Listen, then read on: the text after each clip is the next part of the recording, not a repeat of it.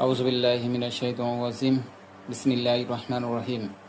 আপু, আপনি কোথা থেকে আসছেন? মোহাম্মদ বশির মজিদ। আপনি আগে পরে আসছিলেন? জি, আসছিলাম। তদবির দিয়েছিলাম। জি। কিসের জন্য তদবির নিয়েছিলেন? আমার সামনে আমার রেখে চলে গিয়েছিল ওই জন্য আচ্ছা, সেই তদবির কি হয়েছে? নষ্ট হয়েছে।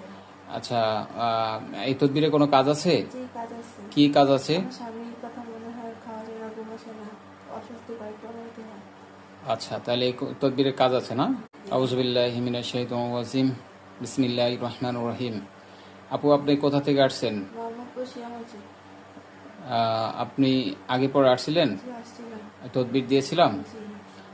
কিসের জন্য তদবির নিয়েছিলেন? আমার সামনে আমার রেখে চলে গিয়েছিল ওই জন্য আচ্ছা, সেই তদবির কি হয়েছে? নষ্ট হয়েছে।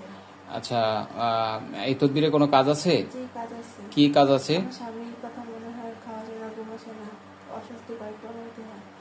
আচ্ছা, তাহলে এই তদবিরের কাজ আছে না?